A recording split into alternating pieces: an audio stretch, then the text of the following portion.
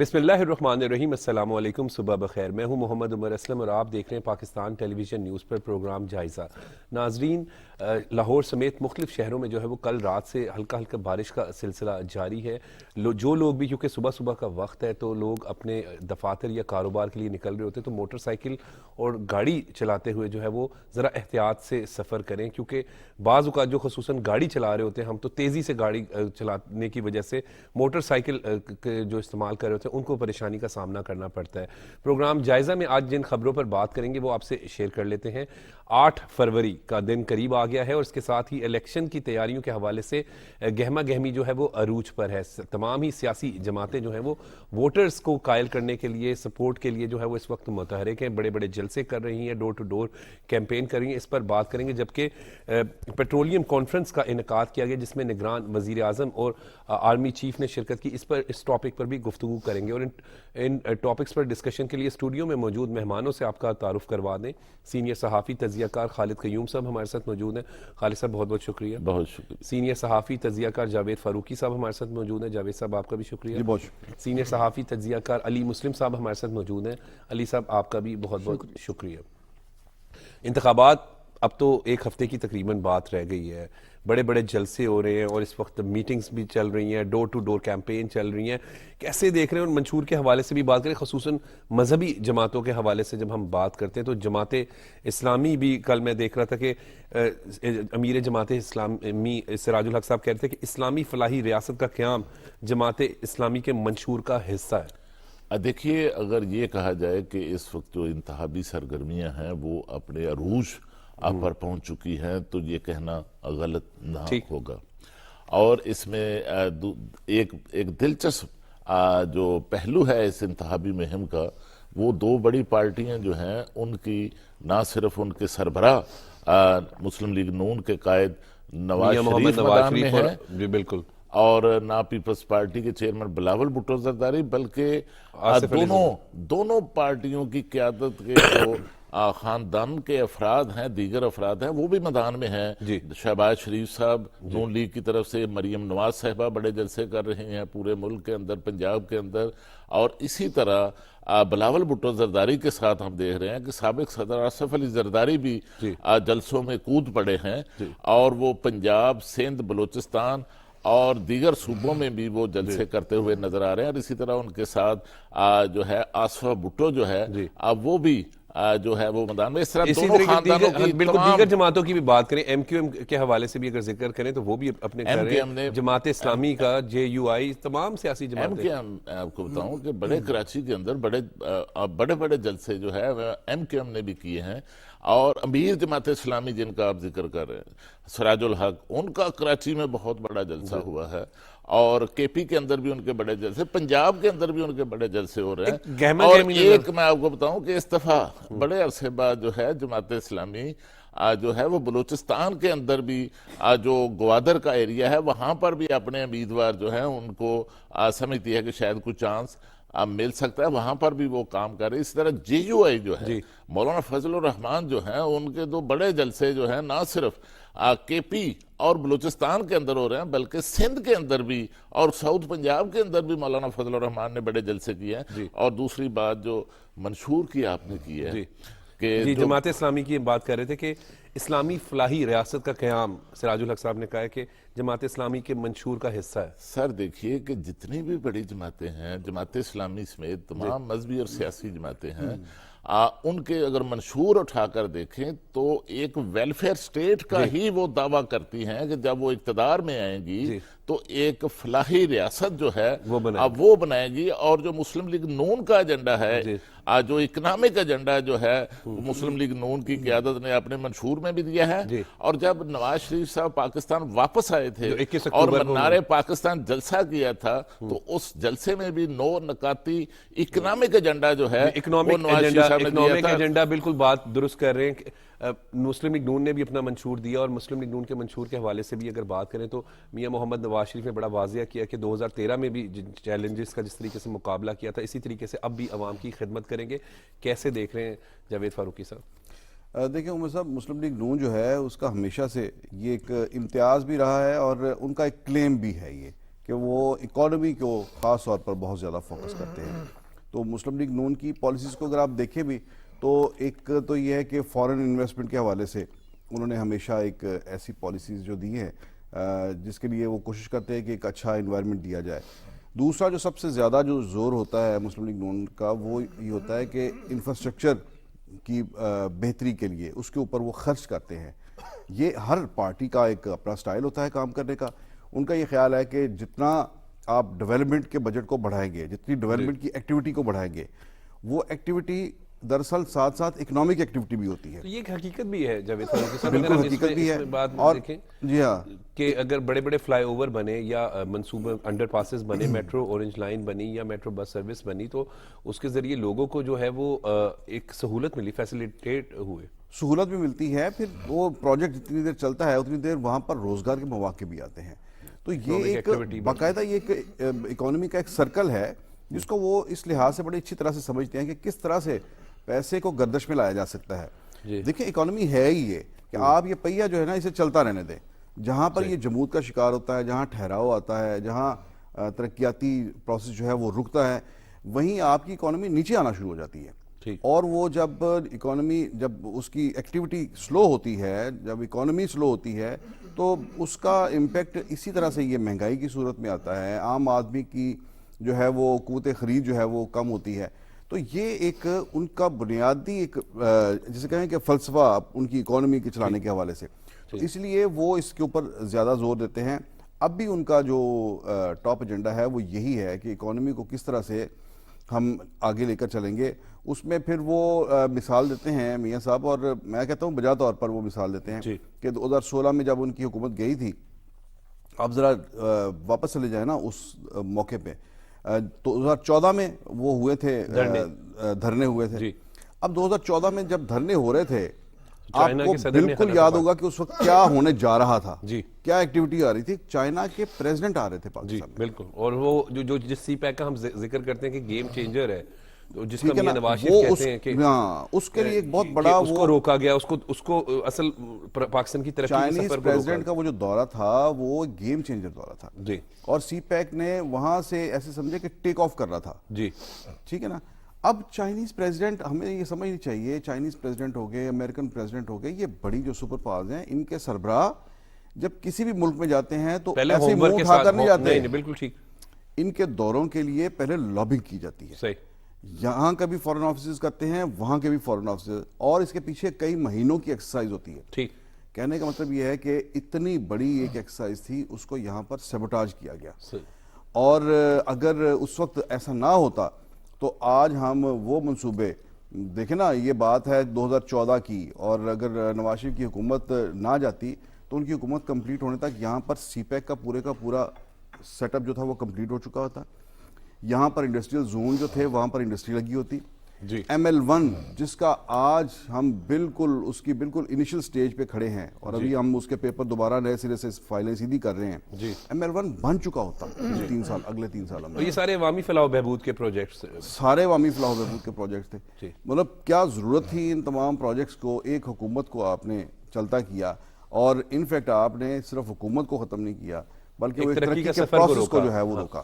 یہ میں سمجھتا ہوں کہ میاں نواز شریف کی یہ جو بات ہے, میں میاں نواز شریف صاحب کا کرٹک بھی ہوں, لیکن ان کی یہ بات جو ہے, جب اچھا کام ہوگا تو اس کی تو تعریف ہوتی ہے نا. جاوید فاروقی صاحب, اگر 2013 ہی کی بات کریں, کیونکہ ہم سارے ہی لوگ جو جرنلسٹ ہیں, تو مجھے یاد ہے کہ لاہور شہر میں 20 گھنٹے لوڈ شیڈنگ ہوتی تھی. دہشت گردی کی وجہ سے جو ہے وہ بچوں کو اسکول بھیجتے ہوئے ڈرتے تھے. تو وہ اس کا خاتمہ انہوں نے جب اقتدار میں آنے سے پہلے کہا, یا جب آئے, تو کہ ان 2 چیزوں کو اسپیشلی فوکس کریں گے. 2013 میں میاں نواز شریف نے کہا کہ ہم دہشت گردی کا خاتمہ کریں گے اور لوڈ شیڈنگ کے بحران پر قابو پائیں گے. تو جب 2016-17 میں ان کی حکومت کو ختم کیا گیا, تو ایک بات تو یہ طے تھی کہ 2018 میں پی ٹی آئی جب اقتدار میں آئی تو ان کا یہ کہنا تھا کہ بجلی زیادہ بنا گئے. الزام کیا لگا مسلم لیگ نون پر کہ بجلی زیادہ بنا گئے. تو میاں نواز شریف اور شہباز شریف نے اس وقت بالکل ڈیلیور کیا. علی مسلم صاحب کیسے دیکھ رہے ہیں سیاسی گہما گہمی اور جماعتوں کی تیاریوں کو؟ بالکل جوید فاروقی صاحب کی بات تو کسی اور طرف نکل گئی, چونکہ چل تو الیکشن سیاسی حالات پہ بات چل رہی تھی. تو اسی بات کو تھوڑا کنٹینیو کر لیتے ہیں.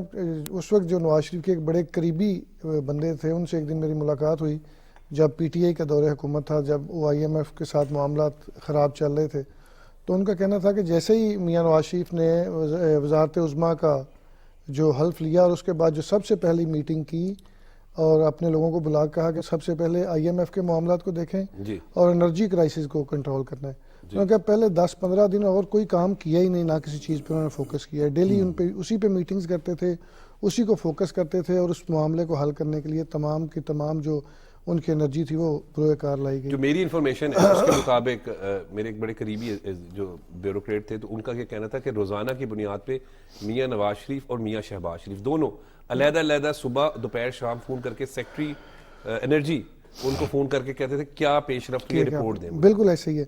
تو اب اگر الیکشن کے حوالے سے بات کی جائے تو میں رات کو تقریباً 1 بجے تک حلقے میں ہی تھا اور فیلڈ میں کام کر رہے تھے اور لوگوں کو دیکھ رہے تھے.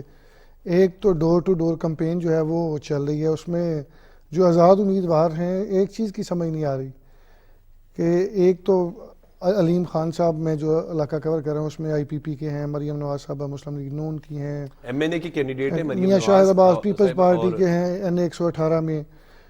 تو لیکن وہاں پہ ایک اور کنفیوژن ہے، جو آزاد امیدوار ہیں وہ 2-3 کلیم کر رہے ہیں کہ وہ پی ٹی آئی کے امیدوار ہیں. جی تو لوگوں کو کنفیوز کیا جا رہا ہے. اور پھر اس میں ایک اور چیز بھی سامنے آتی ہے کہ ایک بندہ جو ہے وہ دوسرے کی تصویر لگا کے کہہ رہا ہے کہ یہ پی ٹی آئی کا امیدوار نہیں، جس کو وہ کراس کر رہا ہے وہ بھی اسی طرح اشتہار دے رہا ہے کہ یہ بندہ جو ہے یہ پی ٹی آئی کا امیدوار. دونوں کے پاس نامینیشن ہے پی ٹی آئی کی، تو لوگ اس میں بھی کنفیوز ہیں.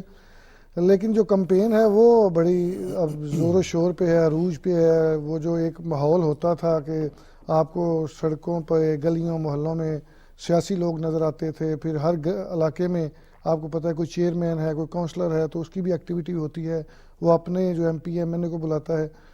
تو یہ ساری جو چیزیں ہیں یہ بہت تیزی سے چل رہی ہیں. میں نے علیم خان صاحب کے جو کمپین ہے اس کو بھی کور کر رہا تھا، تو اس میں ہفتہ اتوار انہوں نے اپنے حلقے میں دیا ہے پی پی اے 149 میں.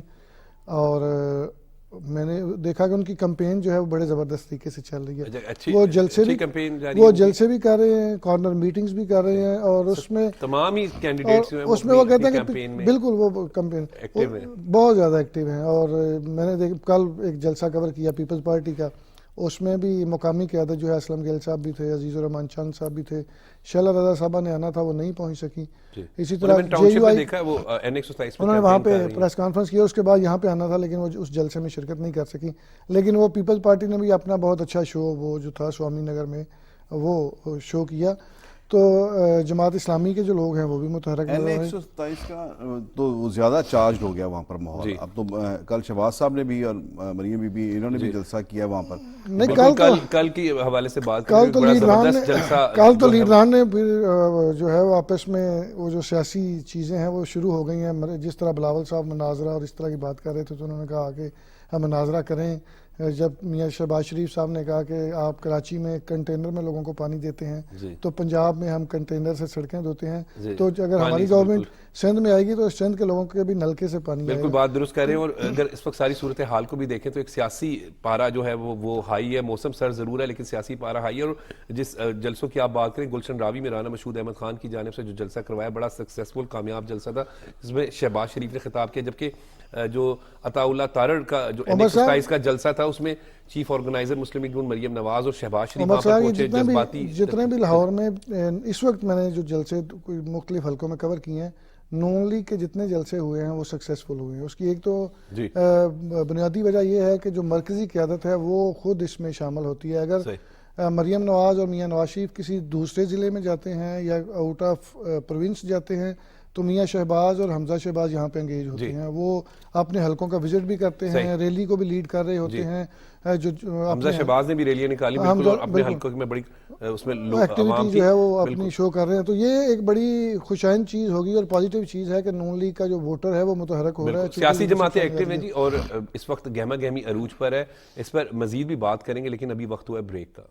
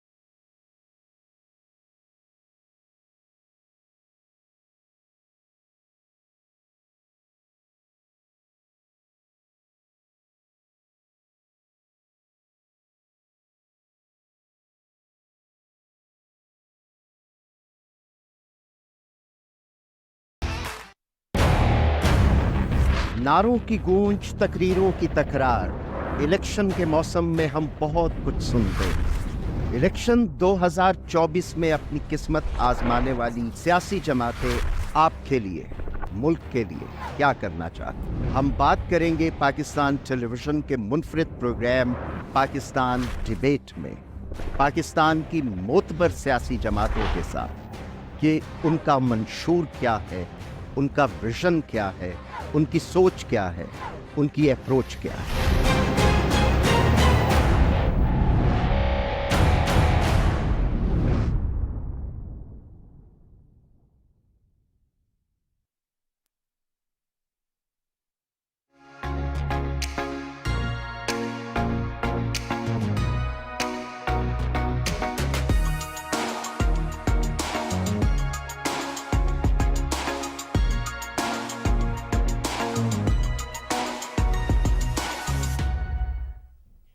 खालिद साहब, बात तो दुरुस्त है। इस वक्त जो अली साहब कह रहे थे कि रात को 1-1, 2-2 बज रहे हैं, सियासी गहमा गहमी अरूज पर है। सियासी जमातों के जो उम्मीदवार हैं तमाम ही, वो इस वक्त एक्टिव हैं, हलकों में भी जा रहे हैं, कैंपेन करें। बड़ा खूबसूरत एटमॉस्फेयर है इस वक्त। देखिए, ख़ास तौर पर उमर साहब, हम चूँकि लाहौर में रह रहे हैं, सूबाई दारुल हुकूमत लाहौर के अंदर, तो लाहौर में जो है वो मुझे बड़ी गैर मामूली सियासी और इंतखाबी सरगर्मियां तमाम सियासी जमातों के कायदीन अगर कहें तो लाहौर में कंटेस्ट कर रहे हैं। बल्कि आप कह सकते हैं कि नून लीग की जो क़यादत है, जिनमें नवाज शरीफ साहब शामिल हैं, खास तौर पर मरियम नवाज साहिबा, शहबाज शरीफ साहब, हमजा शहबाज, इनका भी देखें कि लाहौर से बाहर तो जाहिर है पूरे मुल्क में नून लीग की क़यादत जलसे कर रही है, लेकिन इस दफा मैं देख रहा हूं कि लाहौर के अंदर भी नून लीग का एक मामूल से ज्यादा दिलचस्पी, इंटरेस्ट और जलसे जो हैं, और वो बार बार रैलियां जो हैं वो लाहौर के हर हल्के के अंदर जो है वो नून लीग, शायद नून लीग चाहती है कि जो लाहौर उनका गढ़ है, उनका सियासी किला है, इसमें कुछ गाफ न पड़ जाए। तो शायद इसको रोकने के लिए नून लीग का एक बड़ा फोकस जो है वो लाहौर के अंदर भी है। और इसके साथ एक वजह यह भी, जिस तरह पूरे मुल्क के अंदर दोनों पार्टियों, पीपल्स पार्टी और नून लीग की क़यादत एक दूसरे के आमने सामने है, इसी तरह एक लाहौर के अंदर जो इलेक्शन है बिलावल भुट्टो का NA 127 से लड़ने का, इस वजह से भी लाहौर के अंदर थोड़ी ज्यादा जो है वो सरगर्मियां नजर आ रही है। अच्छा एटमॉस्फेयर है खालिद साहब, अभी बड़े खुशगवार तरीके से, कोई तनाव नहीं है, लेकिन सख्त तेज नहीं, वही मैं बात आप बिल्कुल दुरुस्त कह रहे हैं। सख्त तुंदो तेज जुमले, लफ्जों की गोलाबारी, ये एक सियासत का हिस्सा है, लेकिन बदतमीजी का एलिमेंट या अदम बर्दाश्त वाला कल्चर, हाँ वो देखिए, इसमें कोई शक नहीं कि बिलावल भुट्टो जरदारी नून लीग की क़यादत पर, नून लीग पर जो है वो उनको हिट भी करते हैं, टारगेट भी करते हैं, और फिर नून लीग की लीडरशिप जो है वो भी उनका जवाब जो है वो दबे अल्फाज में देते हैं, इस तरह नहीं देते, लेकिन वो कोई तनाव या ये नहीं कि जाती हमले जो हैं वो हमें नजर नहीं आते कि दोनों तरफ से दोनों पार्टी एक दूसरे पर एक सियासी अंदाज में जो है वो इंतखाबी लफ्जों की गोलाबारी का वो चलाई जाए, लफ्जों की गोलाबारी का सिलसिला जारी है। बिल्कुल लाहौर के हवाले से अगर बात की इन्होंने, तो कल शहबाज शरीफ ने 2 अहम जलसे किए। एक राना मशहूद अहमद खान के हल्का PP 172 में था, बड़े भरपूर तादाद में जो है वो राना मशहूद अहमद खान की जानिब से जो अरेंजमेंट्स किए गए थे, वहाँ पर अवाम ने शिरकत की, कारकुनान की एक बड़ी तादाद मौजूद थी। शहबाज शरीफ ने वहाँ बड़ा पुरजोश खिताब किया। उसके बाद टाउनशिप में NA 127 में अताउल्ला तारड़ का जो हल्का है, जहाँ से वो कंटेस्ट करे, वहाँ पर शहबाज शरीफ और मरियम नवाज जो है वहाँ पे बड़ा पुरजोश खिताब किया, और वहाँ पे भी पाकिस्तान मुस्लिम लीग नून के कारकुनान की एक बड़ी तादाद मौजूद थी। और एक अहम बात देखें, अब ये इक़्तिदार में रहे हुए सारे तकरीबन तमाम सियासी जमातें, जिस तरह शहबाज शरीफ ने कहा कि हमने तो कर दिखाया था, हमने लैपटॉप तलबा को दिए, हमने मेट्रो बस सर्विस बनाई, हमने तो पंजाब को जो है वो आइडियल बना दिया। और बात ये दुरुस्त भी है कि वो कहते हैं कि मैं पहले कहता था कि मैं लाहौर को पेरिस बनाऊंगा, तो आज जो हम लाहौर में देखते हैं, खुसूसन मेट्रो बस सर्विस और मेट्रो जो ऑरेंज लाइन का सफ़र जब जो लोग करते हैं, तो मैं अपनी बात कर रहा हूँ कि ऑरेंज लाइन पर सफ़र ऐसे ही लगता है जैसे आप यूरोप का सफ़र कर रहे हो। तलबा को लैपटॉप देने का जिक्र भी किया, इसी तरीके से नौजवानों को रोज़गार, तो यानी कारकर्दगी की बुनियाद पर शहबाज शरीफ ने बात की। और पंजाब का सुनहरी तरीन दौर अगर कहा जाए तो वो यकीनन इस वक्त तक जो है वो शहबाज शरीफ का दौर है, जो जिसमें शहबाज स्पीड का नाम भी से हुआ।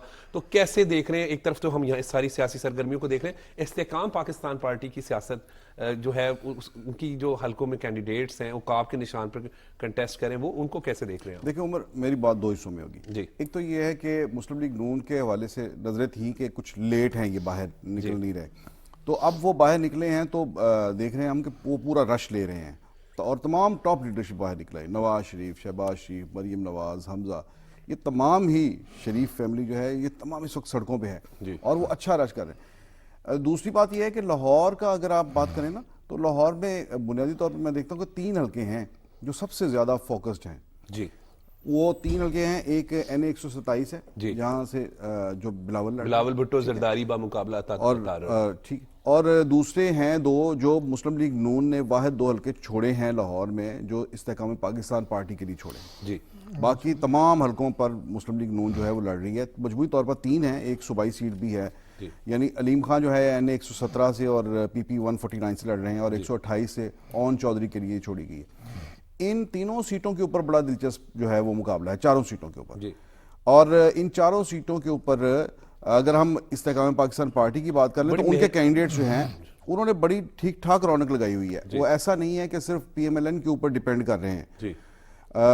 علیم خان صاحب کی اگر آپ بات کر لیں تو NA 117 کے اندر آپ جا کر دیکھیں تو وہ ایک بھرپور گہما گہمی نظر آتی ہے, اور ایک بڑا واضح طور پر ایک فرق جو ہے وہاں پر نظر آتا ہے. بڑی بھرپور کیمپین بڑی بھرپور کیمپین ہے. اور مسلم لیگ نون کے MPs غزالی بٹ اور سمیع اللہ وہ بالکل ان کے ساتھ جیلن ہے, اور بڑی زبردست کیمپین ہے. بہترین کوارڈینیشن کے ساتھ. PP 149 کے اندر وہ ایک بات ہوئی تھی پچھلے دنوں, PTI کی ایک ریلی بھی نکلی تھی, لیکن میرا ذاتی طور پر وہاں پر جانا ہوا گڑی شاہو کے علاقے میں, تو وہاں میں نے دیکھا کہ لوگوں کی انڈیویجولی علیم خان کے ساتھ ایک جڑت ہے. ان کا ایک بڑا زبردست نیٹ ورک ہے لوگوں کے ساتھ, ان کا ایک رابطہ ہے وہاں پر, ویلفیئر کا ایک پورا نیٹ ورک ہے ان کا, جس میں فلٹریشن پلانٹ ہیں, ڈسپینسریز ہیں, یہ وہ لوگوں کی مدد کرنا. نہیں, میں نے رینڈملی پوچھا لوگوں سے, تو مجھے انہوں نے اس طرح سے پارٹی وابستگی سے بالا ہو کر انہوں نے کہا جی کہ اس بندے کے ساتھ ایک تعلق ہے. تو یہ ایک ہے, یعنی کس طرح انوالو ہو کر کینڈیڈیٹس جو چلا رہے ہیں. NA 127 کی اگر بات کریں تو کل جس طرح سے شہباز شریف صاحب نے اور مریم بی بی نے وہاں پر جلسے کیے ہیں, تو اس سے یہ نظر آ رہا ہے کہ مسلم لیگ نون کوئی پلیٹ پہ رکھ کر یہ سیٹ نہیں دے دے گی پیپلز پارٹی کو. جو پیپلز پارٹی والے, جو پیپلز پارٹی کے اندر, میں بتا رہا ہوں کہ پیپلز پارٹی کے اندر جو ایک وہاں پر یہ ہے کہ ہم یہ جیت جائیں گے election, no doubt. Bilawal Bhutto ایک قداور شخصیت ہے, بڑا نام ہے. عطا تارڑ کے ساتھ, لیکن بڑا محنتی انسان ہے. میں ایک بات کر رہا ہوں نا, پرسن ٹو پرسن اگر آپ کمپیریزن کریں تو اس میں بلاول بھٹو کو ایج ہے کہ وہ پارٹی ہیڈ ہے. لیکن کل یہاں پارٹی ہیڈ ان کی کمپین چلانے کے لیے آ گیا, تازہ ریڈ کی کمپین چلانے کے لیے, اور شہباز شریف ان کے پیچھے آگے کھڑے ہو گئے. تو وہ جو ایک تاثر تھا کہ یہاں پر شاید عطا تارڑ ہی مقابلہ کرے گا بالکل بلاول کا, تو اس تاثر کو نون لیگ نے ظاہر کر دیا ہے. جلسہ بھی یقیناً بڑا کامیاب ہے. نون لیگ نے یہ پیغام دیا ہے کہ وہ مکمل طور پر اپنے کینڈیڈیٹ کے پیچھے کھڑی ہے. فاروقی صاحب کی بات کو میں کنٹینیو کروں, میں نے چونکہ ہم نے 127 میں سروے کیا تھا, وہاں پہ پیپلز پارٹی کو بڑی سخت محنت کی ضرورت ہے. وہ کر بھی رہے ہیں, بلاول بھٹو زرداری بھی آ رہے ہیں وہاں پہ, آصفہ بھی آ رہی ہیں, آصف زرداری صاحب کے بھی 1-2 وزٹس ہوئے ہیں وہاں پہ. جو میرا سروے تھا, ہم نے تقریباً کو 20,000 لوگوں کو ہٹ کیا تھا. اچھا, 20,000 لوگوں میں سے میکسیمم جو پیپلز پارٹی کے 1,000 کے قریب ووٹ تھے, اور اس میں سب سے زیادہ جو تھے وہ ایک آزاد امیدوار کے تھے. تقریباً تھوڑا سا فرق تھا 50-60 ووٹوں کا, جو نون لیگ عطا تارڑ کے دوسرے نمبر پہ تھے, لیکن پیپلز پارٹی اس میں بہت دور تھی. تو اس میں بلاول بھٹو عطا تارڑ ایک محنتی انسان ہے, اور عطا تارڑ کے حوالے سے اگر بات کی جائے تو حلقے کے اندر ایکٹیو بھی بھرپور ہے, اور سابق بلدیاتی نمائندوں کے ساتھ عطا تارڑ کے حوالے سے اگر بات کریں تو روزانہ کی بنیاد پہ ایک نہیں 25 میٹنگز کر رہے ہیں, ڈور ٹو ڈور عطا تارڑ کی بڑی سکسیسفل ہے. تو NA 127 میں عطا تارڑ جو فیورٹ اگر کہا جائے, یا اس طرح کا ماحول بھی نہیں تھا, اس وقت اس طرح کا ماحول بھی نہیں تھا. اب چونکہ وہ ساری نون لیگ کی قیادت جو ہے, نون لیگ کی مقامی جو قیادت ہے, وہ بھی عطا تارڑ کو سپورٹ کر رہی ہے. بلاول بھٹو صاحب بھی بڑی محنت کر رہے ہیں, اور پیپلز پارٹی کی ساری جو لاہور کی مقامی قیادت ہے وہ NA 127 میں اس وقت انگیج ہے. لیکن بات کی جائے IPP کے حوالے سے, تو یہ علیم خان صاحب کا اس میں ہونا ایک بلیسنگ ہے. میں چونکہ گڑی شاہو کے علاقے سے تعلق رکھتا ہوں, میں وہ علاقہ بھی کور کر رہا ہوں, یہ سارا شمالی لاہور کے علاقے. جس طرح فاروقی صاحب کہہ رہے تھے کہ ایک جڑت ہے, پچھلے 22-23 سال سے میں نے دیکھا ہے کہ علیم خان کی جانب سے کبھی بھی انہوں نے یہ ذکر نہیں کیا کہ وہ کتنے لوگوں کو oblige کر رہے جی ہیں. بالکل وہاں پہ لوگوں سے فاؤنڈیشن ہے ان کی, اور وہ ہر مہینے ان کے ساتھ کئی فیملیز ان کے ساتھ اس طرح ہزاروں فیملیز جو ہیں وہ جڑی ہوئی ہیں, اور اس میں بلا تفریق جو غریب ہیں ان کی امداد بھی کی جاتی ہے. پھر وہاں پہ اور اس سے غرض نہیں کی جاتی کہ یہ حلقہ, ابھی وہ کہہ رہے تھے کہ سارے جتنے بھی ان کے علاقے میں سرکاری سکولز ہیں ان کے واش رومز کو دوبارہ بنایا جائے گا نئے, چونکہ یہ بچے ہمارے فلٹریشن پلانٹس جو ہیں. وہ ایک اور چیز کہہ رہے تھے کہ گیس جب یہاں پہ لگوائی گئی تو میں نے ایک بھی سیاسی بندہ سروے کے لیے نہیں بھجوایا. اس کی بنیادی وجہ یہ تھی کہ سیاسی بندہ کسی بھی جگہ پہ یہ کہہ سکتا ہے کہ یہ تو فلاں پارٹی کا بندہ, یہ فلاں پارٹی کا بندہ. انہوں نے سلکے میں بڑی خدمت کی پیورلی جو ہے وہ ٹھیکیدار کو بھیجا اور تمام علاقے کا سروے کروا کے گیس کے پائپ ڈلوائے. اچھا, انہیں اس علاقے کی نا آپ کو شکل بھی باقی ان محلہ ٹائپ جو جتنے بھی لاہور کے شہر علاقے ہیں نا, ان علاقوں سے آپ کو ڈیفرنٹ شکل نظر اور یہ علیم خان پچھلے 20-22 سال سے میں نے دیکھا کہ گڑی شاہ کے لوگوں کے ساتھ ڈائریکٹلی ان کی چیزوں میں انوالو ہیں. لیکن اب جو ہے وہ چونکہ مریم بی بی کی کمپین بھی ساتھ رن کر رہے ہیں اور وہ بڑے منظم طریقے سے ان تمام چیزوں کو ساتھ لے کے چل رہے ہیں. علی صاحب بالکل بات ٹھیک کہہ رہے ہیں. خالد صاحب, پیٹرولیم کانفرنس ہوئی کل, اور جس میں نگران وزیر اعظم اور نگران وزیر اعظم نے جو شرکت کی ان کے ساتھ ساتھ جو ہے وہ آرمی چیف بھی شریک ہوئے. کیسے کیا کہیں گے اس کانفرنس کے حوالے سے؟ دیکھیے کہ آپ جانتے ہیں کہ پاکستان معدنی وسائل سے مالا مال ہے, لیکن جو معدنیات کا شعبہ ہے اس پر جو ہے اس نگران حکومت کے دور میں ہم دیکھ رہے ہیں کہ جب سے SIFC کا ادارہ جو ہے پاکستان کی سیاسی اور عسکری قیادت نے سابق شہباز شریف صاحب کے دور حکومت میں تشکیل دی تھی, اس کے بعد ایک فوکس جو ہے وہ معدنیات کے شعبے پر نظر آ رہا ہے, اور اس شعبے کے اندر ایک غیر ملکی سرمایہ کاری جو ہے اب وہ بھی لائی جا رہی ہے. اور دوسرا دیکھیں کہ اس وقت پاکستان تیل اور گیس کے جو نئے ذخائر کی تلاش, یہ دیکھیے یہ کل جو کانفرنس ہوئی ہے اس میں جو فوکس تھا, جو فوکس یہی تھا کہ پاکستان کے اندر تیل اور گیس کے جو ذخائر ہیں ان کو دریافت کرنے کے بعد ان کو ایکسپلور کرنے کے لیے جو ہے 2024 کی نئی جو پیٹرولیم پالیسی ہے اب وہ دی گئی ہے, تاکہ پاکستان جو ہے نہ صرف جو اس آئل اینڈ گیس سیکٹر کے اندر جو ہے وہ خود کفالت حاصل کر سکے, بلکہ اس قدر وسائل جو ہیں صرف کیے جائیں, اس شعبے کے اندر سرمایہ کاری لائی جائے کہ فیوچر میں پاکستان ایک علاقائی سطح پر برآمدی ملک بھی بن سکے. آپ جانتے ہیں کہ اس وقت پاکستان پر جو سب سے بڑا امپورٹ بل ہے 27 ارب ڈالر کا, وہ پٹرول اور پیٹرولیم پروڈکٹس کی امپورٹ کا ہے, اور اس کے ساتھ 85% جو پیٹرول ہے یا دیگر جو پیٹرولیم پروڈکٹس ہیں وہ پاکستان باہر سے امپورٹ کر رہا ہے, اور پاکستان میں جو گیس ہے وہ بھی 25% تک باہر سے امپورٹ کی جا رہی ہے.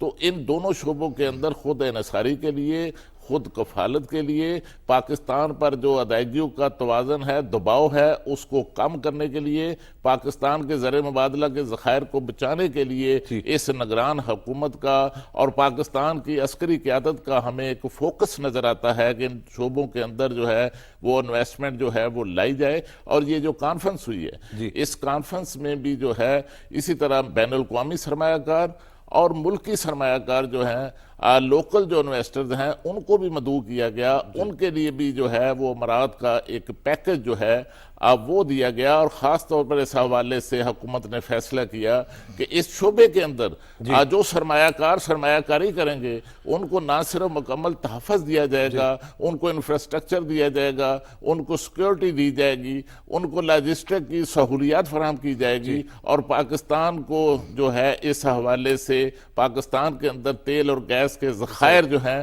ان کو بڑھانے کے لیے, ان کی ایکسپلوریشن کے لیے زیادہ سے زیادہ فوکس کیا. بالکل. اور بات کریں جب ہم اس ساری صورتحال کی, معیشت کی بات بالکل ٹھیک کہہ رہے تھے خالد صاحب کہ حکومت کا بڑا فوکس رہا ہے کہ کوشش کی گئی ہے کہ انویسٹرز جو ہیں وہ باہر سے یہاں پر آئیں. دیکھیں عمر صاحب, یہ جو آپ کا انرجی سیکٹر ہے نا, یہ آپ کی اکانومی کے اندر سب سے بڑا جو ایک بلیک ہول جو ہے وہ یہ انرجی سیکٹر ہے. اور یہیں سے ایک تو یہ ہے کہ آپ جیسے انہوں نے کہا کہ 27 ارب ڈالر کی آپ کی امپورٹس ہیں پیٹرولیم مصنوعات کی. یہ امپورٹس کہاں ہیں؟ ایک تو یہ ہے کہ آپ اپنی گاڑیوں میں جو پیٹرول وغیرہ استعمال کرتے ہیں, دوسرا آپ کے ہاں جتنی انرجی پروڈیوس ہو رہی ہے, بجلی جتنی پیدا ہو رہی ہے, وہ ساری میجورٹی جو ہے وہ تھرمل جو پاور ہے آپ کی, وہ امپورٹڈ آئل سے کے ذریعے امپورٹڈ کول کے ذریعے اور امپورٹڈ گیس کے ذریعے آپ بجلی پیدا کر رہے ہیں. یہی وجہ ہے کہ آپ آج کتنے 60-70 روپے کا یونٹ جو ہے وہ وہاں پر ریٹ چلا گیا ہے. دیکھیں ضرورت اس چیز کی ہے کہ پاکستان کے اندر جتنے بھی پیٹرولیم کے ریسورسز ہیں, ذخائر ہیں, گیس کے ہیں, کول کے ہیں, ان کو ایکسپلور کیا جائے, اور یہ کانفرنس انفیکٹ اسی طرف ہے. پاکستان کو اس وقت شدید ضرورت ہے کہ کوئی ایک 5 سال کا جو ہے نا ایک پیریڈ کم از کم وہ اس کے اوپر ایسے فوکس ہو کر لگے کہ جس میں تمام چیزوں کو, ہر چیز پر آپ جو ہے وہ کمپرومائز کر سکتے ہیں, لیکن یہ ایک چیز جو ہے, کیونکہ یہ آپ کی اکانومی کی بیک بون ہے. ہم جو کہہ رہے ہیں کہ اس وقت ہم نے اپنی اکانومی کو کھڑا کرنا ہے اور ایک مساق معیشت چاہیے, تمام سیاسی پارٹیز مل جائیں. اگندہ الیکشن کے حوالے سے بھی یہ بات ہو رہی ہے کہ انتخابات کے نتائج بھلے جو بھی ہوں, تمام پارٹیز جو ہیں وہ اس پر یکسو ہو جائیں کہ اکانومی کو ہم نے مل کر ٹھیک کرنا ہے, اس کے اوپر ایک چارٹر سائن کر لیں. اور جاوید فاروقی صاحب, معیشت ہی سب سے بڑا چیلنج ہے عمر صاحب. میں یہ کہہ رہا ہوں اس معیشت میں سب سے جو بنیادی پہلی اینٹ ہے اس کی, وہ آپ کی یہ انرجی پالیسی ہے. ٹھیک, اس میں آپ اگر کام کر جائیں تو آپ یقین کریں کہ 5 سال کے اندر آپ کی اکانومی انقلابی تبدیلیاں اس میں آ سکتی ہیں. آپ کا جو امپورٹ بل ہے وہ نیچے آئے گا. دیکھیں نا, 2 باتیں ہیں. ایک تو یہ ہے کہ بہت بڑی ہیوی اماؤنٹ جو ہے وہ آپ کی ڈالرز کی وہ باہر جاتی ہے یہ پیٹرولیم مصنوعات خریدنے کے لیے. اس کے بعد پھر یہ ہے کہ اتنی مہنگی جب بجلی پیدا ہوتی ہے تو اس سے آپ کے ہاں انڈسٹریلائزیشن جو ہے وہ ممکن نہیں رہتی. وہ آپ جو بھی انڈسٹری لگاتے ہیں وہاں کاسٹ آف پروڈکشن اتنی زیادہ بڑھ جاتی ہے کہ وہ انٹرنیشنل مارکیٹ میں آپ کہیں بھی اپنی پروڈکٹ جو ہے وہ بیچ نہیں سکتے. تو جب آپ بجلی سستی کریں گے, انرجی سستی کریں گے, تو اس سے آپ کا انڈائریکٹلی جو آئے گا, اثر آئے گا, وہ یہ آئے گا آپ کی انڈسٹری جو ہے وہ گروم کرے گی, وہ فروغ پائے گی, اور آپ انٹرنیشنل مارکیٹ میں آپ ایکسپورٹس کے قابل ہوں گے. تو یہ ایک بڑی, میں کہتا ہوں کہ ایک خشت اول جسے کہہ سکتے ہیں آپ کی اکانومی کے لیے, بنیاد کی پہلی اینٹ جو ہے وہ یہ ہے. اس کے اوپر پوری انرجی کے ساتھ انرجی سیکٹر کے اوپر لگنا چاہیے. انرجی سیکٹر بڑا امپورٹنٹ ہے علی صاحب. بالکل, جس طرح فاروقی صاحب کہہ رہے ہیں کہ انرجی سیکٹر بڑا امپورٹنٹ ہے, اور پیٹرولیم کانفرنس میں جس طرح وزیر اعظم صاحب نے شرکت کی ہے اور چیف آف آرمی اسٹاف نے شرکت کی ہے, میں یہ سمجھتا ہوں کہ اس میں آپ کا جو پیٹرو کیمیکل شعبہ ہے اس میں جو آپ کے انجینئرز ہیں ان پہ بھی فوکس کرنا چاہیے, ان پہ محنت کرنی چاہیے. آپ کے جتنے لوگ یہاں پہ جتنے بھی انجینئرنگ کے شعبہ جاتے ہیں, آپ میں پیٹرو کیمیکل میں بہت تھوڑے لوگ جاتے ہیں, اور جو جاتے ہیں وہ بجائے اس بات کے کہ یہاں پاکستان میں رکیں, وہ یا سعودی عرب میں چلے جاتے ہیں, مشرق وسطیٰ کو ہٹ کرتے ہیں, اور وہاں پہ جا کے ان کی بہت اچھی سیلریز ہیں.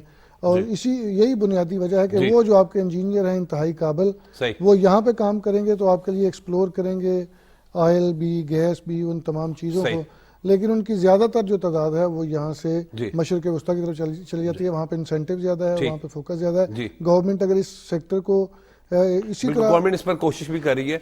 بہت بہت شکریہ خالد قیوم صاحب, آپ نے اپنا قیمتی وقت دیا. بہت بہت شکریہ جاوید فاروقی صاحب, آپ نے اپنا قیمتی وقت دیا. اور بہت بہت شکریہ علی صاحب, آپ نے بھی اپنا قیمتی وقت دیا. ناظرین, وقت ہو رہا ہے بریک کا, لیکن بریک کے بعد جب ہم آئیں گے تو ہمارے ساتھ جو ہیں وہ چودھری اسلم صاحب موجود ہوں گے. محکمہ موسمیات سے ان کے حوالے سے ان سے بات کریں گے, کیونکہ بارش کل جو ہے وہ ہوئی ہے, آج بھی جو ہے صبح ہلکا ہلکا بارش کا سلسلہ جاری رہا ہے. تو آئندہ موسم کیسا رہے گا ان سے جانیں گے.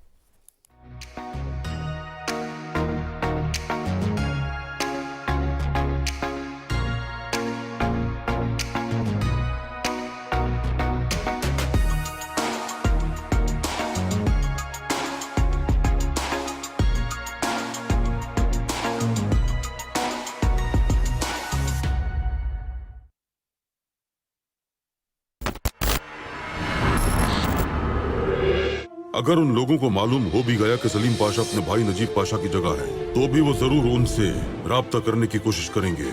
میں تم سے پوچھ رہا ہوں پاشا, جواب دو, میرا بھائی کہاں ہے؟ جیسے ہی دشمن تک پہنچنے لگتے ہیں وہ کسی بھی طرح فرار ہو جاتا ہے. اپنی زندگی میں ملنے والے سب سے ذہین انسان سے بات کر رہے ہو تم. محسن پاشا. اس بڑے کھیل کا آغاز کرو جو سب کو رونق ڈالے گا. آپ کو محل چلنا ہوگا وزیر اعظم پاشا, سلطان معظم کا حکم ہے. ہمارے ہی سامنے کچھ کھیل کھیلے جا رہے ہیں. میں ہمیشہ تمہارے سامنے رہتا ہوں, بہت بہادر ہوں میں. ہمارے ذاتی مسائل ریاستی مسائل سے بڑھ کر نہیں ہے. میرا تم سے آخری مطالبہ ہے, तख्त से उतर जाओ। महमूद पाशा महल भी नहीं आए सुल्तान मौसम। कहाँ है महमूद पाशा?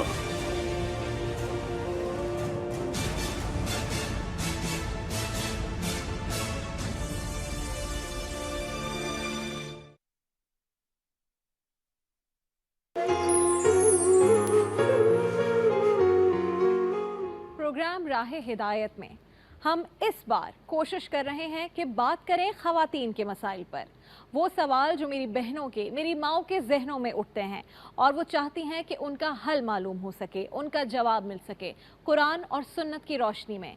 हमने मदऊ किया है अपने इन तमाम खुसूसी प्रोग्राम्स में इस्लामिक स्कॉलर्स को जो ख़वातीन हैं, और वो देंगी आपके सवालात के जवाबात। जब भी तुम्हें विरासत तकसीम करनी हो तो लड़की के 2 हिस्सों के बराबर लड़के का 1 हिस्सा है। मैरिज इज़ एन इंस्टीट्यूशन, इसको तो पूरी दुनिया अब इसकी अहमियत को समझ रही है। ड्रामे बिल्कुल बामकसद होने चाहिए, ऐसे होने चाहिए कि जिससे कुछ बच्चियां सीखें। हमारा ईमान कंप्लीट नहीं होता जब तक औरत के साथ अच्छा सलूक और जिम्मेदारी पूरी ना करो।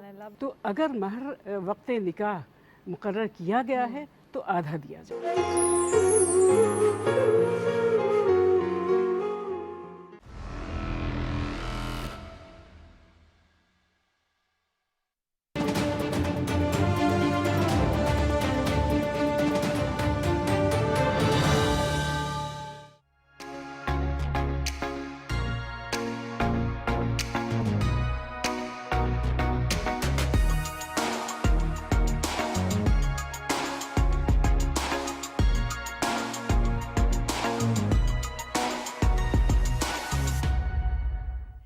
Welcome back. Chief metrologist Chaudhary Aslam साहब हमारे साथ मौजूद हैं। चौधरी साहब बहुत बहुत शुक्रिया टाइम देने के लिए। Thank you. चौधरी साहब, बारिश का सिलसिला शुरू हो गया है। कल रात से ही जो है वो शाम से बल्कि जो है हल्की हल्की बूंदाबांदी हो रही थी, फिर बारिश हुई।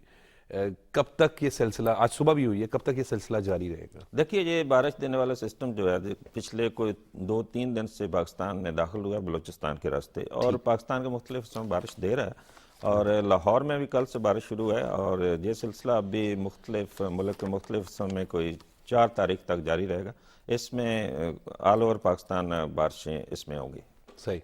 तो अभी जो बारिश जैसे सुबह हल्की हल्की थी, ये बारिश इसी तरह रहेगी या तेज़ बारिश का भी इम्कान है? देखिए, अगर लाहौर की बात की जाए तो इसमें तो इतनी तेज़ बारिश नहीं होगी, लेकिन इसमेमें अगले 3-4 दिन में जितनी बारिश हो जाएगी तो जो पिछला काफ़ी ज़्यादा जो खुश्क साली सी, उससे कोई काफ़ी हद तक इससे छुटकारा मिलेगा। ठीक है। और किन शहरों में तेज़ बारिश का है? देखिए, बारिश तेज़ जो महकमा मौसमियात ने एडवाइजरी इशू की है उसमें बलूचिस्तान के इलाके हैं, और KP के कश्मीर, गिलगित बल्तिस्तान और इस्लामाबाद समेत यहाँ पे तेज़ बारिश होगी, बल्कि पहाड़ों पे बर्फ़बारी होगी, काफ़ी अच्छी बर्फ़बारी होगी। और मरी में बर्फ़बारी हो रही है, अभी भी बर्फ़बारी हुई है, पिछले 2 दिन से बर्फ़बारी वहाँ पे भी हो रही है। अच्छा, बर्फ़बारी ज़्यादा है, रास्ते बंद तो नहीं हो जाएंगे कोई? जी बिल्कुल, बहुत ज़्यादा काफ़ी हैवी स्नोफॉल की जो वार्निंग महकमा मौसमियात ने इशू की है, जैसे गिलगित बल्तिस्तान और KP के इलाके हैं, गलियात में भी मरी गलियात, तो यहाँ पे तो स्नोफॉल होगी और काफ़ी ज़्यादा स्नोफॉल होगी। इससे जो सड़कें वगैरह क्लोज हो जाएंगी सारी, तो इससे लैंड स्लाइडिंग का बड़ा खतरा होगा आने वाले दिनों में। तो इसलिए आप अभी ट्रैवल के हवाले से जो लोग सफ़र करना चाह रहे हैं उस तरफ, उनको एडवाइस यही है कि अभी वहाँ पे सफ़र ना करें, क्योंकि एक तो स्नोफॉल हो रही है तो और लैंड स्लाइडिंग का खतरा है। जी बिल्कुल, अभी जैसे 4 तारीख तक जो एडवाइजरी है महकमा मौसमियात की, तो इसमें तो वेदर होगा, और अपर जैसे इलाके मैंने कहा तो उसमें काफ़ी ज़्यादा स्नोफॉल और हैवी रेनफॉल भी वहाँ पे एक्सपेक्टेड आने वाले दिनों में। ठीक है। और ये सिर्फ मरी और गलियात वाली साइड पे या और इलाकों में भी? ये ऊपर वाले जो इलाके हैं उनकी मैं बात कर रहा हूँ, जैसे KP के कुछ इलाके हैं, जो गिलगित बल्तिस्तान और कश्मीर के, तो गलियात वगैरह में भी बर्फबारी होगी, वहाँ पे भी जो सड़कें बंद होने का इम्कान है। ठीक। अच्छा, फसलों के लिए कैसी रही? देखिए, ये तो बहुत अच्छी फसलों के लिए, जैसे आजकल पाकिस्तान में जो वीट की क्रॉप है उसके लिए तो बहुत ही अच्छी है, जैसे स्पेशली बारानी इलाकों में, यहाँ पे जो डिपेंडेंट होती हैं सिर्फ बारिश पे, जैसे चने की फसल है आजकल बारानी इलाकों में, तो ये बहुत अच्छी बारिश इनके लिए और बड़ी अच्छी ग्रोथ होगी जैसे गंदम वगैरह की। ठीक है। अब ये जो आप कह रहे हैं कि 4 तारीख तक मुसलसल बारिश रहेगी, तो ये बारिश इसी तरीके से आहिस्ता आहिस्ता, मतलब जो है बूंदाबांदी या तेज़ बारिश नहीं होगी? देखिए, पंजाब की बात की जाए तो इसमें तो दरमियानी जैसे बारिश की पेशीन गोई की है महकमा मौसमियात ने, तो इसमें तो इतनी तेज़ बारिश नहीं होगी, लेकिन पूरे पंजाब में होगी। اور لیکن جیسے اپر ایریاز میں نے کہا تو گلگت بلتستان یا کشمیر میں وہاں پہ تیز بارش ہوگی اور بلوچستان میں بھی تیز ہوگی، اس میں کافی زیادہ بارش ہوگی ان علاقوں میں.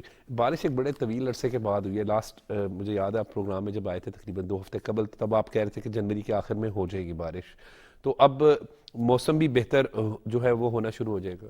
جی بالکل، جو بڑا لمبا ایک سپیل تھا فوگ کا، پاکستان میں شاید تاریخ کا سب سے لمبا ترین وہ سپیل تھا، تو اس میں تو ٹمپریچر بڑھتا ہی نہیں تھا کیونکہ وہ ہیٹ نہیں پہنچتی تھی جو زمین پہ سورج کی. لیکن ابھی جو بارش جیسے یہ سسٹم بنا ہے اور قریب آیا تو یہ اس میں وارم ہوتا ہے جو ویدر ہوتا ہے، تو اس میں ٹمپریچر زیادہ ہوتا ہے. جیسے ہی وہ قریب آیا تو یہ فوگ وغیرہ ساری چھٹ گئی ہے، تو آنے والے دنوں میں تو موسم اچھا ہوگا. فروری میں ویسے ہی ٹمپریچر تھوڑے بڑھنے شروع ہو جاتے ہیں، تو اس بارش سے تو اور جیسے ایٹماسفیئر بھی کلیئر ہو جائے گی، جیسے لاہور میں جو پولوشن وغیرہ ہے، تو اس سے ٹمپریچر آنے والے دنوں میں بڑھیں گے. تھوڑے دن یہ سردی ہوگی جو بارش کی وجہ سے، اس کے بعد کافی اچھا جیسے پنجاب وغیرہ میں اچھا موسم ہو جائے گا. ٹھیک چوہے صاحب، اس کے بعد اب جو ہے وہ دھند ختم ہو گئی؟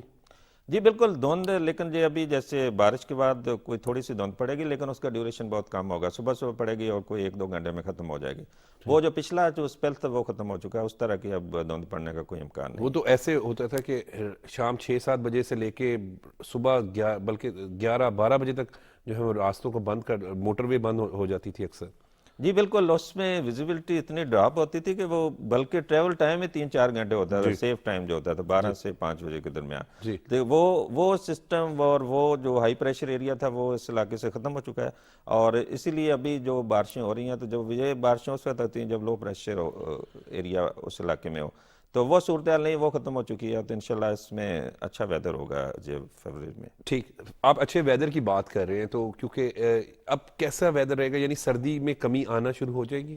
جی بالکل، سردی میں کمی آئے گی اور ٹمپریچر بھی کوئی 20 سے اوپر ہوں گے، اسپیشلی پنجاب اور لاہور میں. لیکن جو ناردرن ایریاز وغیرہ کشمیر، ان میں سردی کافی زیادہ بھی پڑے گی آنے والے دنوں میں. یعنی ٹیمپریچر جو ہے اب 20 سے 25 کے اس طرح رہے گا؟ جی بالکل، جو میکسیمم ٹمپریچر ہے وہ یہی رہے گا، 20 اور اس کے راؤنڈ اباؤٹ یہاں پہ ٹمپریچر میکسیمم رہے گا. بلکہ لاہور کا آج تو 9 ڈگری سینٹی گریڈ جو منیمم ہے، تو کافی پلیزنٹ ویدر ہے. بارش بھی ہو رہی ہے اور آج رات اور دن جو ہے لاہور میں زیادہ بارش کے جو آج رات اور کل دن جو ہے وہ بارش زیادہ ہے. تو دوپہر اور شام میں دوپہر میں بھی بارش ہے؟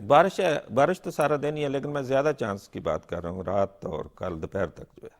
جی ٹھیک ہے. تو اچھا، اسکولوں کا ٹائمنگز بھی آپ کو معلوم ہے کہ جیسے حکومت نے چینج کی ہے، کیونکہ 9:30 بجے کا ٹائم کر دیا گیا کیونکہ دھند کی وجہ سے بڑا مشکل کا سامنا کرنا پڑتا تھا. بچے بھی جب اسکول جا رہے ہوتے تھے تو راستہ جو ہے وہ کلیئر نہیں ہوتا تھا. تو اب کم از کم اس پر بھی اس کا جو ہے اثر پڑے گا. یہ دیکھیے بالکل، ابھی تو جیسے میں نے کہا ابھی وہ دھند کا اس طرح کا نہیں ہوگا.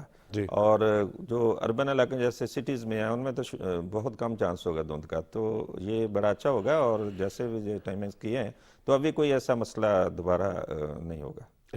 جو صاحب ابھی آپ بات کر رہے تھے کہ شاید لانگسٹ آج سب سے زیادہ جو ہے طویل ایک سردی کا ایک سپیل، دھند کا سپیل رہا ہے، تو اس کی کوئی خاص وجہ تھی؟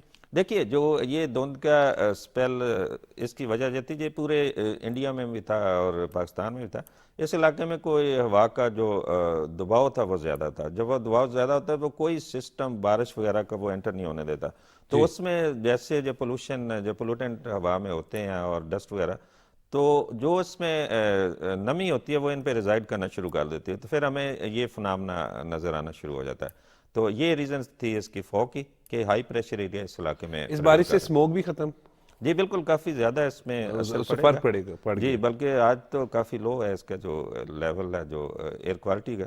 تو اس سے بارش سے تو وہ پولوٹنٹ سارے زمین میں آ جاتے ہیں، ایٹماسفیئر ایک مرتبہ صاف ہو جاتا ہے. آپ کو معلوم ہے کیونکہ اسموک کی وجہ سے آلودہ ترین شہروں میں سے ایک شہر بن جاتا ہے لاہور، اور جو ہے تو اب وہ اس پر فرق پڑ جائے گا. جی بہت زیادہ فرق پڑے گا. جیسے ہم ایکسپیکٹ کر رہے ہیں کہ اس میں بارشیں جو ہے لاہور میں جو ہے اگلے کوئی 24 گھنٹے میں اچھی بارش ہو سکتی ہے اس میں، تو کافی زیادہ اس سے جو ایئر پولوشن کم ہو جائے گی. ٹھیک. تو اب جو ہے وہ موسم بھی جو ہے وہ جو ہے موسم جو سردی کی شدت ہے اس میں کمی آ جائے گی. جی بالکل کمی آئے گی، کیونکہ بارش کے بعد جو ایٹماسفیئر بھی صاف ہوگی اور ٹمپریچر اس میں جو فیبرری کے ٹمپریچر کچھ زیادہ ہونا شروع ہو جائیں گے. جی اور آخری کوئی بات بتا دیں موسم کے حوالے سے سر. جی اس میں دیکھیں ابھی جیسے محکمہ موسمیات نے کوئی 4 تاریخ تک ایک ایڈوائزری ایشو کی ہے، اور اسپیشلی جو ہمارے جو ٹورسٹ ہیں ان کو ان علاقوں میں جیسے ناردرن ایریاز ہے، کے پی کے کچھ علاقے ہیں یا کشمیر وغیرہ گلیات، تو ان میں جانے سے پرہیز کرنا چاہیے کیونکہ کافی زیادہ جو سنو ایکسپیکٹڈ ہے،